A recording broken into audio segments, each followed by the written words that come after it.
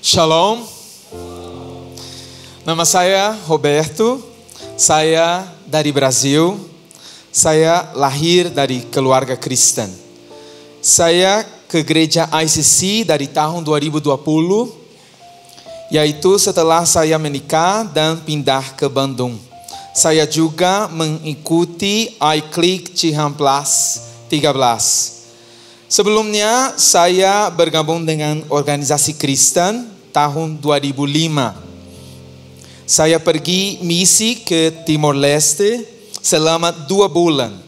Tapi tahun 2007 saya menerima rema dari Tuhan di Yeremia pasal 31 ayat 10 tentang memberitakan Injil ke tempat-tempat yang jauh.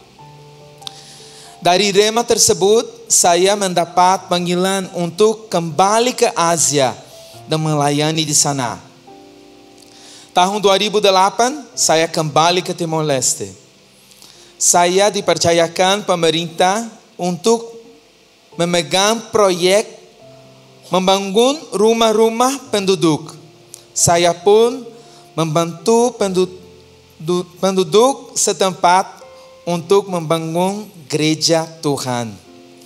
Setelah proyek selesai, tahun 2011 saya pindah ke Bali dan melayani di sana selama 10 tahun, yaitu di penjara, bidang kesehatan dan pendidikan. Kami juga membangun sekolah untuk anak-anak yang tidak mampu. Saya sudah menikah tahun 2020 dengan Wina dan memiliki 2 orang anak laki-laki, Ezra dan Amos. Kami mengikuti panggilan Tuhan untuk melayani di Bandung sekarang. Fokus saya adalah melayani di pengembangan masyarakat. Saya sudah memberi pelatihan tentang pengembangan masyarakat di tempat misi di Lembang. Saya juga melayani sepasang tunawisma untuk memiliki usaha kecil yang mandiri. Saya selalu memakai kesempatan untuk memberitakan Injil dan membantu sesuai dengan kebutuhan mereka. Seperti mengajar, berdoa, memberi makanan. Saya ingin mereka mengenal kasih Tuhan lewati hidup saya. Saya selalu dikuatkan lewat ayat dari Ezra pasal 7 ayat 10.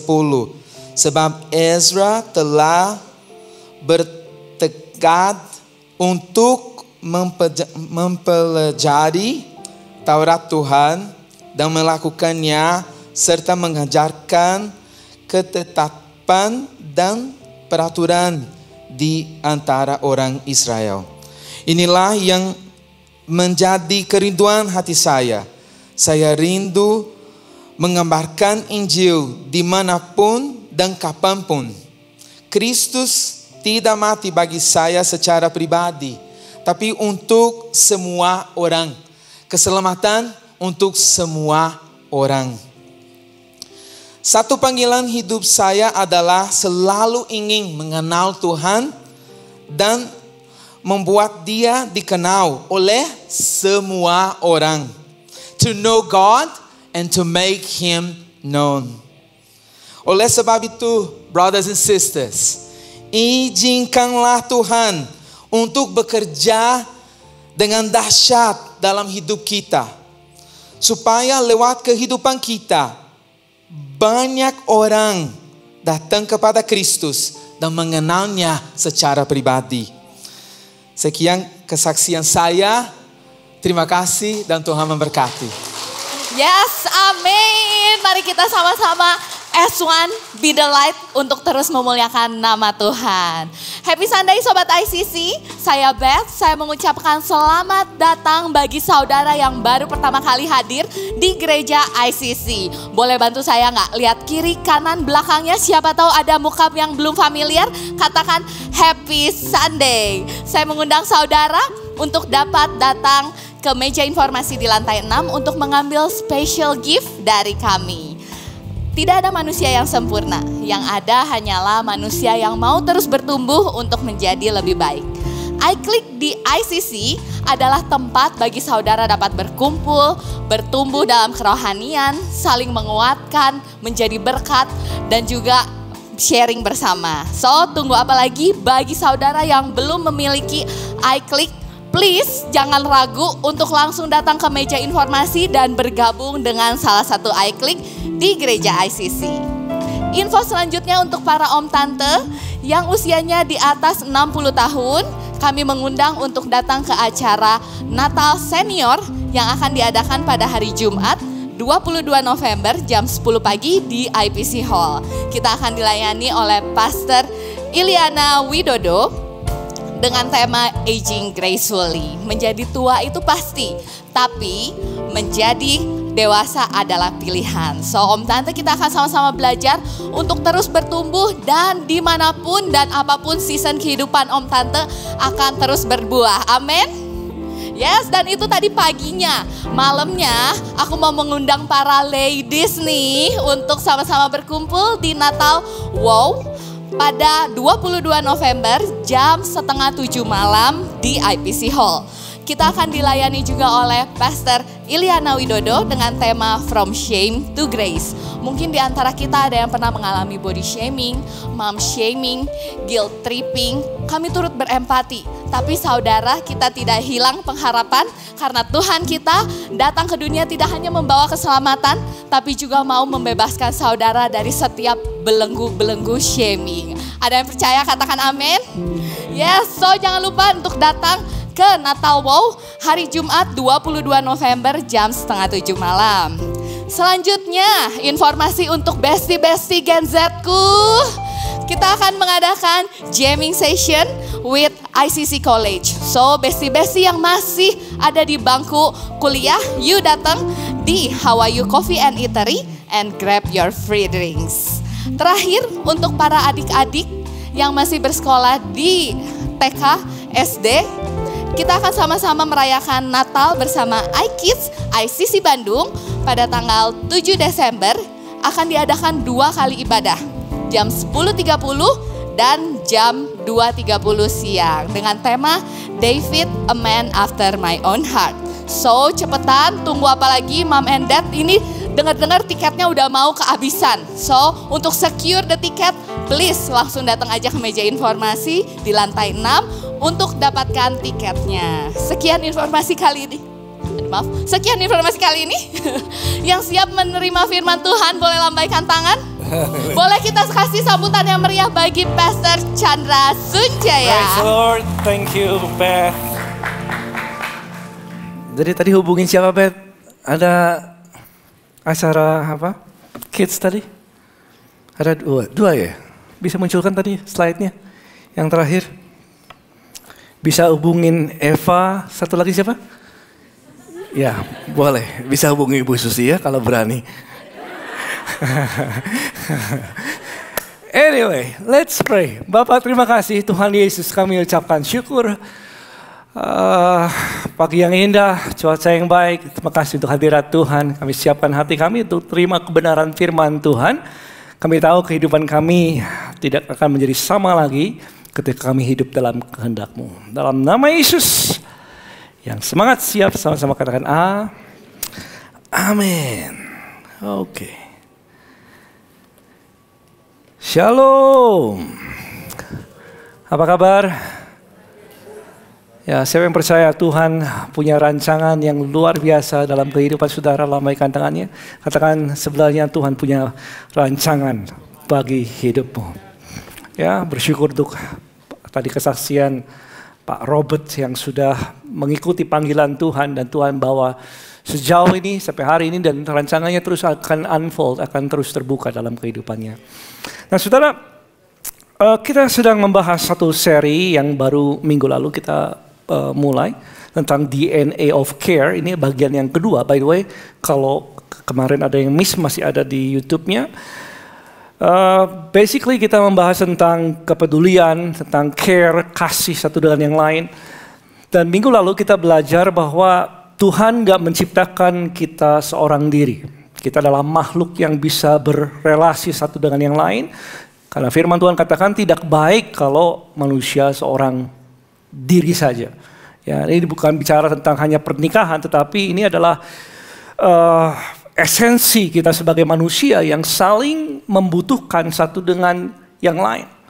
Dan Tuhan mau kita saling menolong satu dengan yang lain. Tuhan mau ketika ada yang jatuh, yang lain bisa menopangnya sehingga semuanya bisa terpelihara.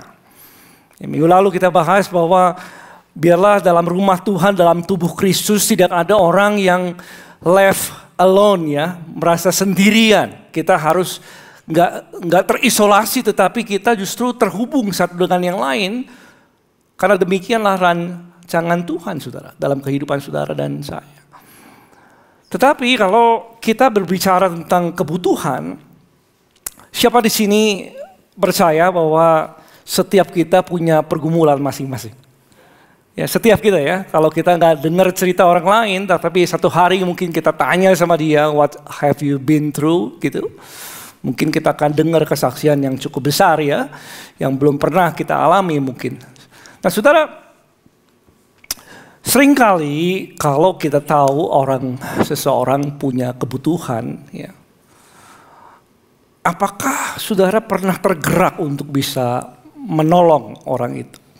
Kalau saudara dengar nih, ada seseorang yang sedang membutuhkan mungkin dalam hal finansial, dalam hal konflik di dalam keluarga dan lain sebagainya. Dan ketika kita dengar ini, apakah hatimu tergerak gak sih untuk bisa menolong? Apakah hati kita sungguh-sungguh pengen, aku pengen hadir dalam permasalahanmu dan bisa berkontribusi sehingga masalahmu bisa beres gitu. Ya. Karena ada kemarin saya baca artikel ini seseorang yang sedang dianiaya di New York City, di kota New York, yang wanita ini dianiaya sampai akhirnya dia meninggal. Ya. Dan orang banyak liatin dia. Ada mungkin 38 orang lihat dari apartemennya, buka kaca aja dia lihat wanita ini sedang dianiaya. Tapi dari 38 orang yang melihatnya gak ada satupun yang nolong. Sampai akhirnya wanita ini meninggal. Dan kasus ini menjadi penelitian besar pada saat itu. Kenapa orang kok sudah tahu ada kebutuhan yang jelas yang mereka lihat, tapi mereka nggak bertindak apa-apa? Kenapa sih? Itu yang namanya bystander effect katanya.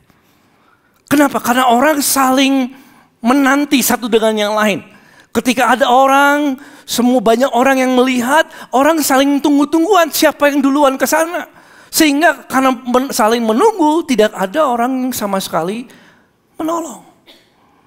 Nah, saudara, saya merenungkan artikel ini, seringkali ini yang terjadi di dalam tubuh Kristus, dalam gereja Tuhan. Kita tahu bahwa banyak orang yang punya banyak sekali macam-macam pergumulan. Mereka datang dari background yang berbeda, punya pergumulan masing-masing di dalam keluarganya, dalam kesehatannya, ya. Tapi apakah gereja Tuhan mau tergerak untuk bisa hadir dalam permasalahan orang lain? Ya. Tergerak untuk bisa melayani sehingga ada orang-orang yang bisa tertolong. Karena faktanya, saudara, faktanya begini, meskipun kebutuhan gereja banyak, faktanya adalah 80% pelayanan di dalam gereja, 80% ya, pelayanan dalam gereja itu ditopang hanya oleh 20%. Jadi 20% orang di dalam gereja yang menopang 80% pelayanan yang ada. Di gereja-gereja pada umumnya. Yang terjadi adalah demikian. Sehingga banyak orang yang bisa apa? Burn out. Kenapa? Karena yang melayani itu lagi. Ya, pelayanannya banyak, kebutuhannya banyak. Tetapi yang tergerak untuk bisa menolong cuma 20%. Dan mereka ini sangat giat untuk menopang pelayanan 80% jemaat yang membutuhkan. Dan saudara bayangkan kalau ini ada di dalam tubuh Kristus secara umum. Ya, atau kita analogikan mungkin tubuh kita. Bagaimana kalau kita punya tubuh bisa berfungsi hanya ditopang oleh 20%-nya saja. Bayangkan itu saudara. It will be a very difficult task to do. Akan sangat sulit untuk bisa keep up dan sustain ya, di dalam pelayanan. Kalau memang semua pelayanan 80% mayoritas pelayanan yang ada hanya ditopang oleh hanya 20% orang saja. Mereka bisa burn out, mereka bisa lelah, mereka bisa quit, mereka bisa menyerah ketika mereka terus-menerus melayani. Dan itu adalah faktanya, saudara. Makanya ketika Musa memimpin bangsa Israel keluar dari Mesir menuju tanah perjanjian, dia mulai belajar memimpin mereka dan mulai memberikan keputusan-keputusan yang bangsa itu perlukan, dan bangsa itu jutaan orang banyak, saudara. Dan Musa dari pagi, firman Tuhan katakan dari pagi sampai malam, ya Musa lagi. Dia ngurusin semua, saudaraku. Mungkin satu hari ada 100 kasus lebih yang datang sama dia. Musa, domba saya hilang. Musa, dia lakukan ini sama saya. Apa yang saya lakukan? Setiap hari orang datang kepada dia dari pagi sampai malam. Ya. Dan ketika Yetro mertuanya datang melihat Musa melakukan pelayanan sendirian, dia bilang, apa yang kamu lakukan tidak baik. It's not good. What you're doing is not good, dia bilang. Kenapa? Karena kamu gak akan bisa tahan untuk semua. Ini bahasa saya, saudara. Kamu gak bisa tahan dengan seperti ini. Lalu dia kasih nasihat, dan saya percaya nasihatnya datang dari Tuhan. Kamu harus angkat para pemimpin, dan para pemimpin ini yang mulai melayani bangsa ini dan hal-hal yang berat kepada kamu. Yang lain distribusikan. Dan ketika Musa dengar nasihat ini, kemudian dia membangkitkan para pemimpin. Kalau 2 juta orang bangsa Israel saat itu, mungkin ada 70.000 lebih pemimpin, saudara, dibangkitkan. Dan ketika itu terjadi, firman Tuhan mencatat demikian. Ketika orang semuanya mulai bergerak bersama-sama dalam melayani, saudara, yang terjadi adalah ini. Keluaran 18 ayat 23. Maka engkau sanggup nahan. Karena pelayanan itu berat. Tapi kalau engkau distribusikan semuanya ini, maka kamu akan sanggup menahannya. Dan seluruh bangsa ini akan pulang dengan pulang puas, dengan puas, senang ke tempatnya. Kalau pelayanan didistribusikan dengan baik, maka semua akan puas, senang ke tempatnya. Haleluya. Ini yang menjadi maksud dan rancangan Tuhan bagi gerejanya. Tuhan mau kita bisa saling melayani satu dengan yang lain. Sama seperti gereja mula-mula. Kenapa gereja mula-mula bertumbuh pesat sedemikian? Karena mereka semuanya melayani. 90% mungkin lebih daripada mereka ketika mereka beribadah dari rumah ke rumah. Semuanya saling melayani satu dengan yang lain. Itu sebabnya gereja pada waktu itu mula-mula bertumbuh demikian pesatnya. Karena semuanya berkontribusi. Nah saudara, ini yang menjadi tantangan setiap gereja Tuhan. Kita harus mulai berpindah dari menjadi penonton, pindah menjadi pelayan Tuhan. Kok gak ada amin ya? Dari tadinya konsumen aja, konsumen. Sekarang mulai kontributornya.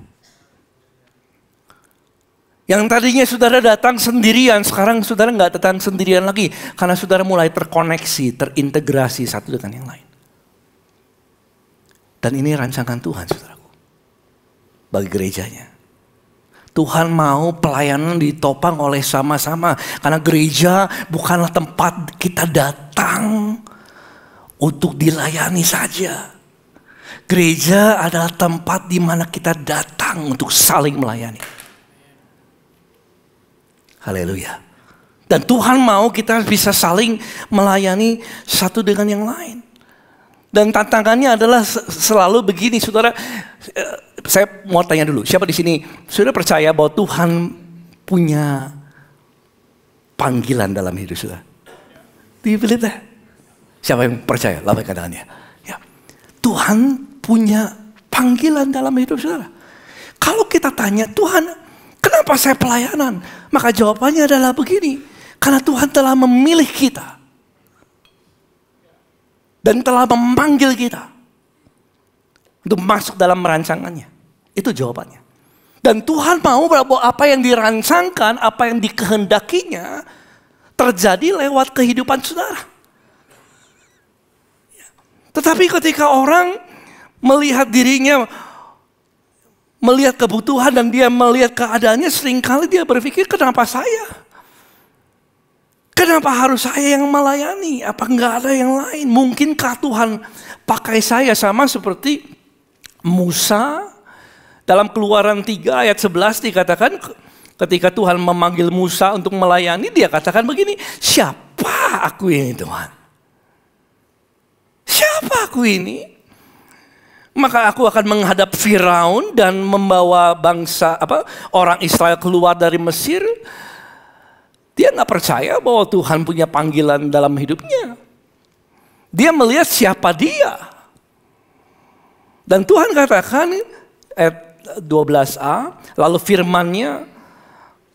firmannya, bukankah aku akan apa? Menyertai kamu. Dan kita dapat satu pengertian yang baru. Ternyata setiap kita Tuhan telah pilih, dan setiap kita Tuhan punya panggilan, dan setiap kali kita masuk dalam panggilan Tuhan, Tuhan berjanji, aku akan menyertai kamu. Itu saudaraku. Tuhan janji kalau kamu ikut dalam panggilanku, aku akan sertai kamu. Makanya krisis dalam gereja-gereja pada umumnya sekarang bukan krisis lagi kemampuan. Karena setiap kita punya kemampuan. Tetapi kita krisis dalam kepercayaan bahwa Tuhan punya panggilan dalam hidup kita. Banyak orang yang ragu apakah benar enggak sih Tuhan punya panggilan dalam kehidupan seseorang. Dalam kehidupan saudara. Dalam kehidupan orang yang sebelah saudara. Karena mungkin kita sudah sibuk sekali dengan hari-hari, dengan macam-macam hal-hal yang harus kita hadapin. Sehingga kita lupa bahwa Tuhan punya rancangan. Seringkali kita lupa bahwa Tuhan punya rancangan-rancangan apa yang ada padaku mengenai kamu. Dan kita lupa bertanya, Tuhan, apa rancanganmu bagiku? Siapa yang pernah berdoa seperti ini, saudara? Tanya sama Tuhan. Tuhan, apa rancanganmu bagiku? Apa panggilanmu bagiku, Tuhan? Karena Tuhan punya panggilan bagi setiap kita. Yang percaya katakan, amin. Makanya Tuhan mau kita mulai bergerak. Tuhan mau kita mulai berjalan dalam panggilannya. Dalam 2 Petrus 1 dikatakan ayat 10. Karena itu saudara-saudaraku, berusaha sungguh-sungguh. Ini sesuatu yang harus diusahakan, saudara. Apa? Supaya panggilan dan pilihanmu makin teguh. Kenapa? Sebab jikalau kamu melakukannya, kamu hidup di dalam panggilan itu, kamu tidak akan pernah tersandung. Kenapa? Karena ketika saudara hidup dalam panggilan Tuhan, Tuhan berjanji bahwa aku akan menyertai kamu. Dan Tuhan menyertai kita, pertanyaannya kemana? Tuhan sertai kita supaya kita menggenapi apa yang menjadi rencananya. Apa yang menjadi panggilannya dalam hidup saudara dan saya. Ini yang Tuhan mau. Dan Tuhan mau kita respon gak sama panggilannya. Saudara, bagaimana orang bisa menggenapi rancangan Tuhan dalam hidupnya? This is the question. Pertanyaan $1 juta adalah itu, saudara. Gimana sih cara orang bisa menggenapi kalau Tuhan punya rancangan? Terus gimana caranya rancangan Tuhan terjadi dalam kehidupan seseorang? Gimana rancangan Tuhan bisa terjadi dalam kehidupan saudara? Tapi saudara percaya dulu gak bahwa Tuhan punya panggilan? Itu dulu, saudara. Lukas 16 ayat yang 10 dikatakan, hopefully ini lebih mudah untuk dikhotbahkan, saudara. Kalau dihidupin seumur hidup. Barang siapa setia dalam perkara kecil, dia setia juga dalam apa? Dalam perkara besar. Bahasa Inggrisnya, yuk sama-sama kita semua ya belajar ya. Sama-sama, 2, 3. Whoever can be trusted with very little can also be trusted with much. Bagaimana rancangan Tuhan, kepercayaan Tuhan yang besar itu bisa dipercayakan dalam kehidupan seseorang. Dia awalnya harus bisa dipercaya dalam hal-hal yang kecil. That's the beginning. Itu permulaannya. Permulaan rancangan Tuhan dalam kehidupan seseorang mulai terbuka adalah ketika orang itu mulai setia dalam perkara yang kecil. Kalau dia melihat kebutuhan, kalau melihat sesuatu yang dia bisa kontribusi di dalamnya, dia belajar untuk bisa ada di situ. Ya. Bahasa dalam Sakaria ya, dalam bahasa Inggrisnya Sakaria 4 ayat 10. Who dares despise the day of small beginnings. Ya. Jangan menganggap rendah hal-hal yang sederhana, hal-hal yang kecil. Karena di balik hal kecil ada hal besar. Di balik hal-hal yang saudara lakukan sederhana itu, disitulah Tuhan bisa kerja. Ketika kita memasuki panggilan Tuhan, gak akan sesuatu dimulai dari hal yang besar, tapi dimulai dari hal yang kecil. Amin. Dan ketika kita merespon hal kecil tadi, ketika saudara merespon hal kecil demikian, tanpa saudara sadari, saya mulai mau coba melayani yang hal ini aja deh, yang saya bisa. Dan kemudian besok lagi ditawarkan yang lain, ada kesempatan pelayanan di situ. Saya mau masuk dalam pelayanan itu 2, 3, 4 dan seterusnya. Dan ketika saudara dipercaya dalam hal yang kecil, gak lama-lama rancangan Tuhan jadi terbuka bagi saudara. But it started somewhere. Dimulai dari hal yang kecil tadi. Karena kalau orang gak setia dalam hal yang kecil, yang besar gak datang, saudaraku. Tetapi kalau orang bisa setia dalam perkara yang kecil, Tuhan siap untuk memberikan kepercayaan dia dalam hal yang besar. Ya. Ketika Daud bisa dipercaya ketika mengembalakan kambing domba 2-3 ekor. Ya. Dia lindungi, dia jagai meskipun belum ada orang yang melihat pekerjaan dia. Ada binatang buas yang datang, dia ambil, dia belajar mengumban. Ambil batu kecil lalu dia umban. Dia belajar. Hal kecil, hal sederhana. Tapi dengan itu dia mengalahkan Goliat, saudaraku. Hal kecil yang dia bisa lakukan, Tuhan pakai itu, Tuhan sertai itu sehingga melakukan dampak yang besar.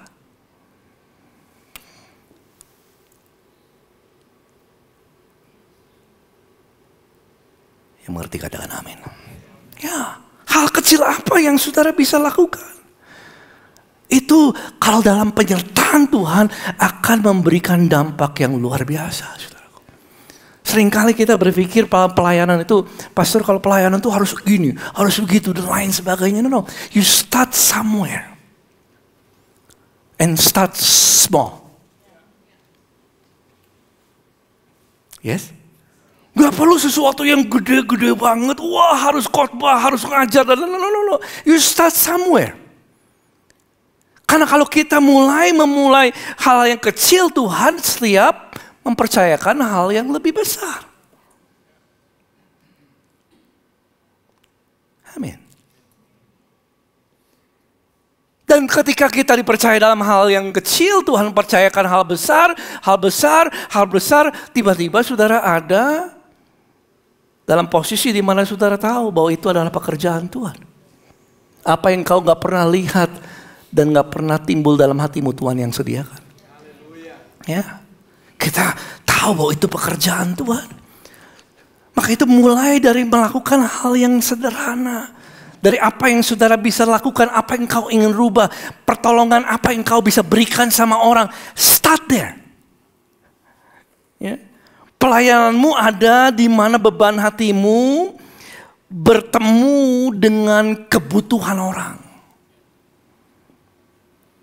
That's where you start. Amin. Mulai dari situ aja. Mulai dari hal kecil yang kita bisa lakukan untuk menolong orang lain. Mungkin dari pengalaman saudara, mungkin dari hal-hal yang kau bisa lakukan. Ya. Apa sih saudara melihat ingin berubah, ingin memberikan dampak sama orang, hal apa itu? Dan kita mulai lakukan hal kecil. Hal yang sederhana. Dulu ketika belum ada WhatsApp, masih SMS. Saya SMS. Gua kasih kemana-mana. Siapin firman. Beritakanlah firman baik tidak baik waktunya. Mulai. 30, 40 orang, 40. Kasih. Hal kecil, hal sederhana. Tapi Tuhan sertai. Ada orang yang mau bunuh diri jadi nggak jadi karena baca SMS, saudara. Hal besar bisa terjadi dalam penyertaan Tuhan. Ya. Tapi ketika kita mulai belajar, Tuhan aku mau setia dalam perkara yang kecil, di situ terbukanya, saudaraku. Siapa yang ingin dipakai Tuhan lebih lagi? Ya. Panggilan Tuhan akan terbuka dalam hidup saudara ketika kita dipercaya. Bisa dipercaya dalam hal yang kecil. I am here. Use me Tuhan.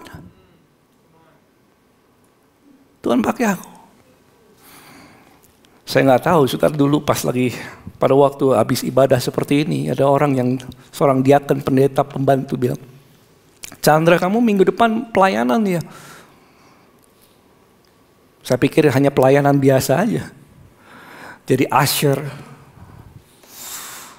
Sudah 26 tahun sudah. Dan akhirnya Tuhan bawa sampai hari ini dan bertemu dengan saudara. Tuhan punya rancangan dalam hidup saudara. Tuhan punya rancangan dalam kehidupan kita dan dimulai dari apakah kau setia dalam perkara yang kecil. Saya ingat dulu pas pertama kali, ini boleh curhat gak sedikit ya? Boleh ya. Saya ingat betul pertama kali pelayanan, aduh disiksa juga saudara. Ya, ada orang yang mungkin gak terlalu suka sama saya ataupun gimana lah ya. Kamu ambil ini, bersihin semua tuh. Ini lagi istirahat, bersihkan semua, ambil sampah-sampahnya tuh, ada warta jemaat di bawah ya. Kamu ambil semua. Waduh. Semua lagi pada di kantin, kenapa cuma saya doang? Saya ambil satu-satu. Itu kalau gembala masuk ke dalam gembala masuk ke WC di Geraha Manggala sudah besar. Kalau gembala masuk WC-nya harus bersih. Oh, WC-nya harus bersih. Jam 5.45 pakai semprotan. Saya bersihkan toilet, saya bilang, apakah ini pelayanan? I don't know. Tapi saya nggak tahu di situ ternyata Tuhan bukakan rancangannya lebih lagi. 1 Korintus 12 ayat 11. Puji Tuhan ya, ada Iker di sini nggak disuruh bersihkan WC. Nggak bersihkan WC. Dulu bersihin WC 3 kali ibadah. Aduh. Haleluya. 1.800 jemaat. Di depan salam-salaman. Shalom. Shalom. Saya harus lepas cincin saya, saudara. Sakitnya luar biasa. Dipencet terus.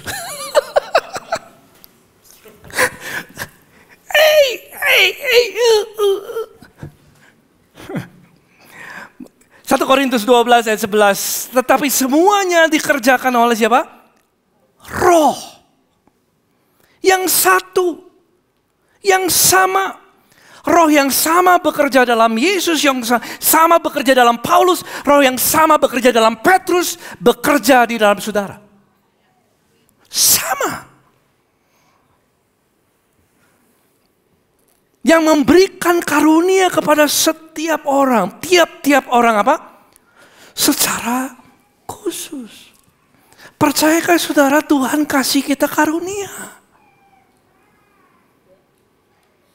Tuh kan krisisnya kepercayaan. Percayakah saudara Tuhan kasih kita karunia? Secara khusus. Ya, seperti yang dikehendakinya, dan kalau kita mau hidup di dalamnya, Tuhan bisa bekerja membukakan rancangannya dalam hidup saudara. Dalam Keluaran 31 ayat yang kedua dikatakan, lihat telah kutunjuk Besaleel. Besaleel dikasih sama Tuhan. Ngapain sih Tuhan pilih dia? Ayat 3 dikatakan, telah kupenuhi Besaleel ini dengan roh Allah. Terus dengan apa lagi? Dengan keahlian. Oh, dia ahli sesuatu. Bukan ahli khotbah, ahli ngajar, dia ahli mengerjakan sesuatu. Itu Tuhan yang bekerja dalam dia. Ada yang ahli sesuatu di sini? Ahli masak, ahli berbersih. Bebersih juga punya keahlian, saudara ya. Ya, my wife is ahli bebersih. Semua luar biasa lah pokoknya. Keahlian, pengertian dan apa? Pengetahuan. Adakah sesuatu yang saudara tahu yang orang lain nggak tahu? Mungkin saudara lebih tahu keuangan daripada yang lain. Mungkin ada di sini yang lebih tahu bagaimana menjahit daripada orang lain. Mungkin di sini ada orang yang lebih tahu bagaimana membangun daripada yang lain. Mungkin di sini ada yang lebih tahu bagaimana melakukan satu hal lebih daripada orang lain. Dan dikatakan roh yang sama yang memberikan dia keahlian itu. Haleluya. Dan Tuhan mau kita menggunakan keahlian ini untuk bisa membangun, untuk bisa melayani, untuk bisa mengerjakan apa yang menjadi panggilan Tuhan dalam hidup saudara. Dan dimulai dari hal-hal yang Tuhan sudah percayakan dalam hidup saudara. Bahasa Inggrisnya dalam 1 Petrus 4 ayat 10a. Mari kita baca dengan suara keras. 2, 3. Each one should use whatever gift he has received to serve others. Amin. Setiap kita hendaklah kamu pakai apapun giftnya. Whatever gifts. Kalau ada yang punya karunia untuk bernyanyi, biarlah kau pakai itu untuk bisa melayani Tuhan. Melayani orang lain. Kalau ada orang yang punya karunia untuk bisa terampil untuk melakukan sesuatu, pakai itu. untuk melayani orang lain. Whatever the gifts. Mungkin keahlian, mungkin pengetahuan. Untuk bisa melayani orang lain. Dan itu yang menjadi rancangan Tuhan di dalam kehidupan kita. Dan ketika kita setia di dalamnya, rancangan Tuhan mulai terbuka satu dengan yang lain. Tanpa saudara sadari. Dan jadilah orang ketika saudara setia, saudara juga mau diperlengkapin. Ya, bukan hanya kita melakukan pelayanan ini untuk orang lain. Hal-hal yang sederhana. Aku cuma bisa desain doang. Aku cuma bisa foto aja. Aku hanya bisa menjahit. Aku hanya bisa bersihkan dan lain-lain. Tapi aku mau pakai ini, pastor, untuk bisa layani orang lain. You start there. Mulai dari situ aja. Mulai dari situ. Dan ketika saudara setia dalam panggilan Tuhan, rancangannya bisa terbuka. Maka itu gereja ada untuk memperlengkapi. Lihat ini. Dalam Efesus 4 ayat 12. Untuk memperlengkapi gereja ada. Untuk memperlengkapi orang-orang kudus bagi apa? Pekerjaan pelayanan. Bagi pembangunan tubuh Kristus. Makanya gereja ada. Bukan hanya rumah pemulihan. Tetapi rumah di mana kita diperlengkapin. Ada kelas-kelas pengajaran yang ada seminar, ada workshop yang ada sehingga kita diperlengkapi nih. Gimana kita bisa melayani keluarga dengan baik. Gimana kita bisa lakukan konseling dengan baik. Ikut kelas-kelas yang ada. Gereja tugasnya memang memperlengkapi jemaat untuk menjadi pelayan yang baik. Ini yang Tuhan mau. Tapi semua itu dimulai dari panggilan saudara. Apakah kita merasa diri kita terpanggil enggak untuk itu? Sekali lagi, siapa yang percaya saudara Tuhan punya panggilan dalam hidup saudara? Sungguh-sungguh percaya itu? Responi panggilan Tuhan. Pastor, mulainya dari mana? Hal apa aja yang kau merasa kau bisa lakukan? Start from there. Mulai dari situ. Amin. Ya. Dan pelayanan yang terakhir adalah ini, saudara. Pelayanan adalah sebuah pertandingan. Saling mengasihi satu dengan yang lain adalah sebuah pertandingan. Gak selalu mudah, yang namanya pertandingan, ada oposisi, saudaraku. Dikatakan Ibrani 12 ayat yang pertama, karena kita mempunyai banyak saksi bagaikan awan yang mengelilingi kita. Marilah kita tanggalkan semua beban, ada rintangan, ada beban di dalam pelayanan saudara. Dan apa? Ada juga dosa. Orang bisa jatuh di dalam dosa dalam kehidupannya. Yang merintangi seseorang bertumbuh di dalam Tuhan. Ada beban, ada rintangan, ada dosa tadi. Ya. Dan berlomba dengan apa? Tekun dalam perlombaan yang bukan yang diwajibkan bagi kita. Ini perlombaan semua orang. Semua orang yang melayani ada di dalam perlombaan ini. Ada rintangan yang merintangi, ada dosa yang menghalangi. Dan Tuhan mau kita singkirkan semua itu sehingga pelayananmu maju. Dan rancangan Tuhan bisa unfold, bisa terbuka dalam kehidupan seseorang. Ya. Dan saudara, saya tahu bahwa dalam pelayanan gak selalu mudah. Saya ingat dulu dalam waktu mulai pelayanan, angkatan dari angkatan kami yang mulai melayani, 27 tahun ini saudara. Banyak sekali yang jatuh di tengah jalan. Mungkin sisanya hanya 15% lah. Dari 100 orang paling 15 orang. Ya, ada yang jadi pendeta banyak juga sih.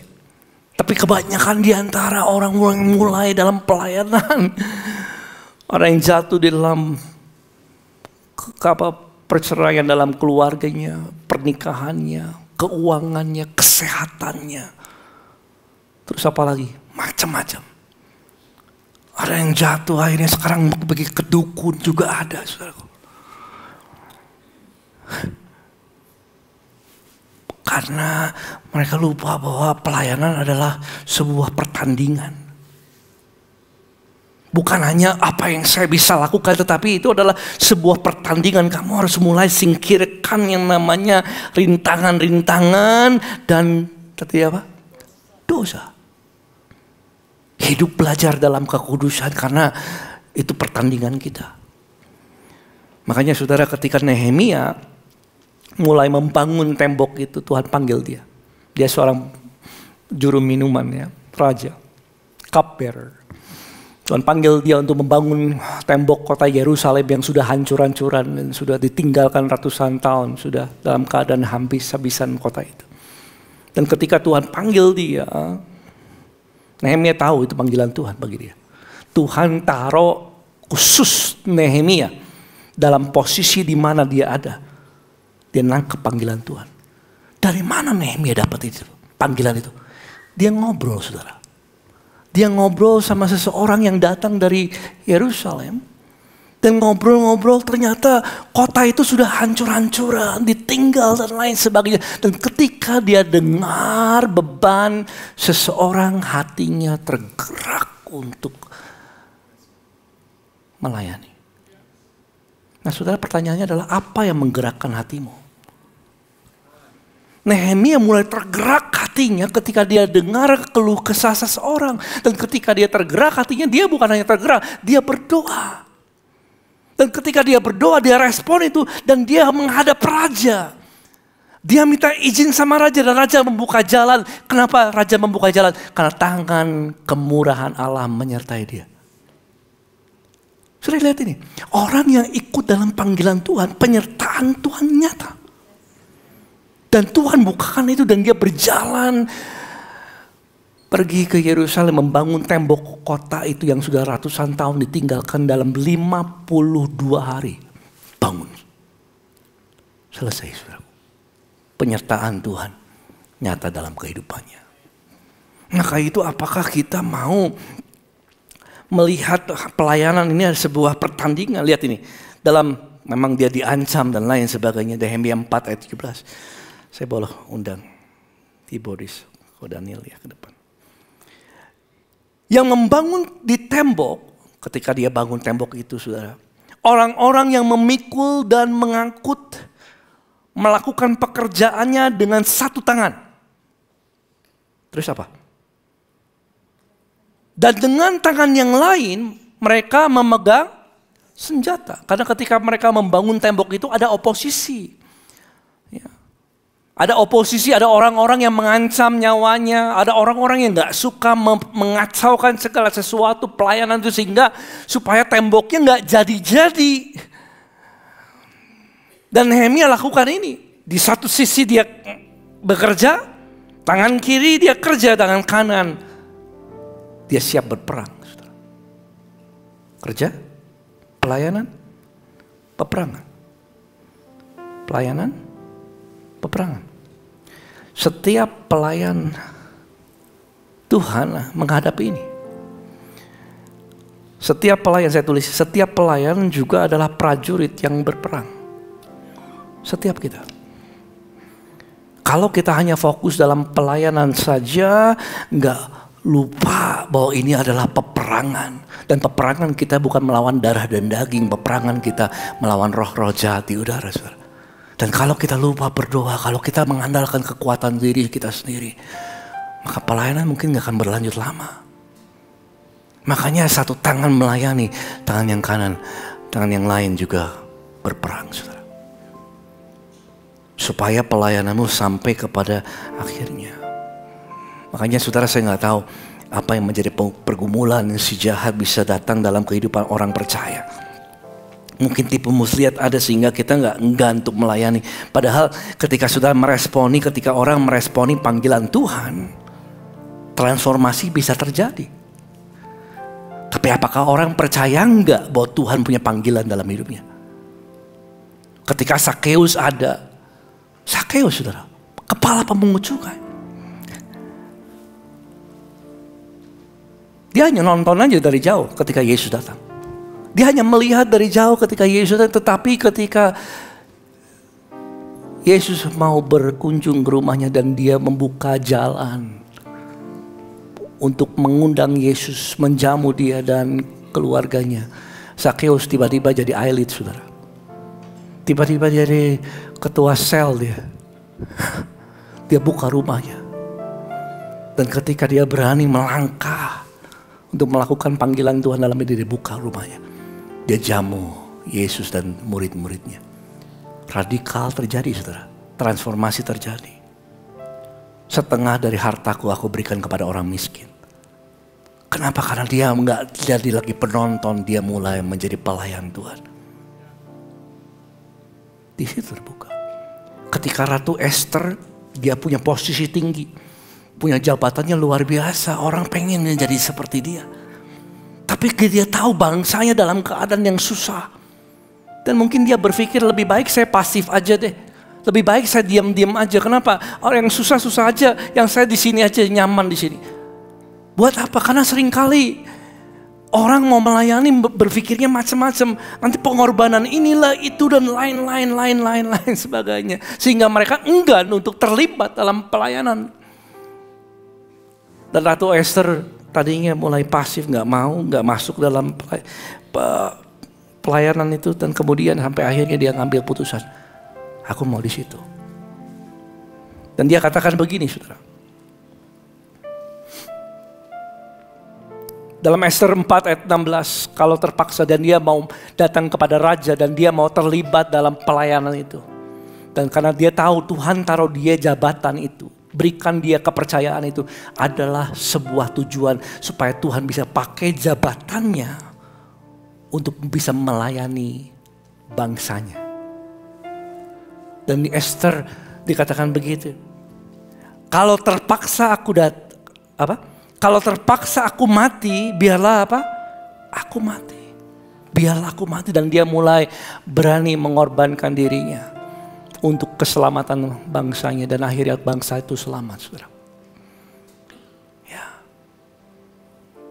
Dan mungkin ada orang juga yang gak mau melayani. Dan mungkin enggan untuk melayani karena kegagalan, sama seperti siapa? Petrus menyangkal Tuhan Yesus 3 kali. Aduh, kalau pelayanan itu berat, nanti saya takut dan lain sebagainya, nanti omongan orang lain apa. Lebih baik saya gak melayani lagi. Kenapa? Lebih aman. Dan ketika Petrus gagal, saudara tahu, menyangkal Yesus 3 kali. Dia gagal menyangkal Yesus 3 kali. Dan cara Tuhan memulihkan dia adalah Tuhan makan sama dia. Dan ketika Tuhan makan sama dia, Tuhan Yesus bilang gini, apakah kamu mengasihi aku? 3 kali. Dan Tuhan katakan gembalakanlah apa? Domba-dombaku. Pemulihan Petrus datangnya melalui pelayanannya. Dan ketika dia mulai melayani, saudara, Tuhan bisa bekerja dalam hidupnya, memakai dia menggenapi panggilan Tuhan. Mari kita bangkit berdiri, saudara. Praise the Lord. Sudah belajar sesuatu? Ya. Pertanyaannya adalah, apakah saudara percaya Tuhan punya panggilan? Ya. Apakah saudara percaya Tuhan punya panggilan dalam hidupmu? Apakah saudara percaya bahwa panggilannya nyata dan Tuhan sudah memilih kita? Tuhan kasih kita karunia-karunia khusus seperti yang Tuhan kehendaki. Setiap kita, bukan hamba-hamba Tuhan saja, bukan para volunteer saja, tetapi setiap kita yang hadir pagi hari ini. Dan kalau saudara mau mulai, Tuhan apa yang aku harus lakukan? Jawabannya adalah mulai dari hal yang kecil. Mulai dari apa yang kau bisa lakukan. Tuhan sudah kasih keahlian apa? Pengetahuan apa? Dalam hidup kita. Dan apakah saudara mau pakai itu untuk bisa melayani orang? Dan biarlah aku berdoa supaya rancangan Tuhan mulai terbuka. Mulai dari hal yang kecil, mulai dari hal sederhana, tiba-tiba saudara mulai taat 1 minggu yang depan. Terus 1 bulan, 2 bulan, 3 bulan, 4 bulan. Tiba-tiba rancangan Tuhan jadi nyata. Karena saudara setia dalam perkara yang kecil. Mari kita Tundukkan kepala kita berdoa. Kita nyanyikan satu lagu dulu yuk. Yuk. Mari kita angkat tangan kita. Biarlah setiap rencanamu Tuhan, panggilanmu dalam hidup kami kasih Tuhan Yesus. Ku terhubung denganmu, selalu melekati hatimu. Firman-Mu itulah dasar hidupku, yang berdaulat atasku. Terhubung denganmu, selalu melekati hatimu. Firman-Mu itulah dasar hidupku, yang berdaulat atasku. Terhubung denganmu, selalu melekati hatimu. Firman-Mu itulah dasar hidupku, yang berdaulat atasku. Firman-Mu itulah dasar hidupku, yang berdaulat atasku. Bapa, ini kami.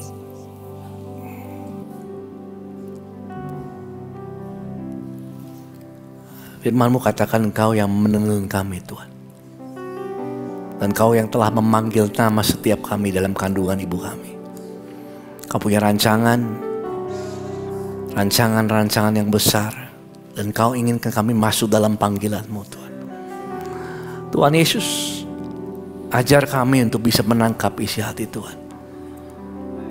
Menangkap panggilan-Mu dalam kehidupan kami. Dan kami mau Roh Kudus bantu supaya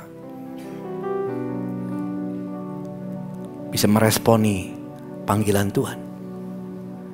Kami gak menjadi orang yang pasif, kami menjadi orang yang aktif. Kami gak menjadi orang yang hanya menonton, kami mulai melayani. Terima kasih Tuhan. Kami tahu Engkau sudah kasih kami banyak hal. Sudah boleh pejamkan matamu. Kalau di tempat ini Engkau percaya bahwa Tuhan sudah mempercayakan begitu banyak hal. Mungkin pengetahuan, keterampilan, keahlian dalam hidup saudara. Segala berkat-berkat Tuhan. Kalau Engkau itu angkat tanganmu tinggi-tinggi. 1, 2, dan 3. Engkau yang mempercayakan banyak hal ya, dalam kehidupan kami. Dan Kau lihat tangan-tangan yang terangkat ya Tuhan. Gerakan hati kami Roh Kudus. Supaya setiap kepercayaan yang Engkau telah percayakan, we use it for the glory of God. Kami pakai untuk bisa melayani satu dengan yang lain. Dan biarlah rancangan-Mu terjadi Tuhan. Makasih Bapa, kemampuan daripada Tuhan turun ke atas-Mu. Dalam nama Yesus. Dan Tuhan berikan kesempatan untuk kami bisa melayani. Di rumah Tuhan. Kami tahu kami sebagai tubuh Kristus. Dipanggil untuk bisa saling melayani satu dengan yang lain. Terima kasih Bapa, Allah Roh Kudus. Terima kasih Tuhan Yesus. Kami angkat kedua tangan kami buka hati kami. Kami percaya bahwa berkat Tuhan selalu baru setiap pagi. Dan kami tahu Tuhan, Kau punya rancangan yang indah bagi kami. Firman-Mu katakan Tuhan memberkati Engkau dan Tuhan melindungi-Mu. Tuhan sendiri yang akan menghadapkan wajah-Nya kepadamu, memberikan Kau kasih karunia. Tuhan menghadapkan wajah-Nya kepadamu, memberikan Kau damai, sejahtera. Pulanglah dan terimalah segala berkat ini. Roh Kudus akan mengingatkan dan Dia sendiri yang akan memampukan. Dan Dia akan mempertajam segala hal-hal yang telah Tuhan percayakan dalam hidupmu. Sehingga hatimu mulai tergerak setiap hari. Ada kebutuhan yang ada sehingga tubuh Kristus bisa dibangun melalui kehidupan. Mulai hari ini Tuhan memakai saudara sampai Tuhan Yesus datang kedua kali, bahkan sampai selama-lamanya. Dalam nama Tuhan Yesus telah terima berkat ini, ucapkan syukur. Sama-sama katakan amin.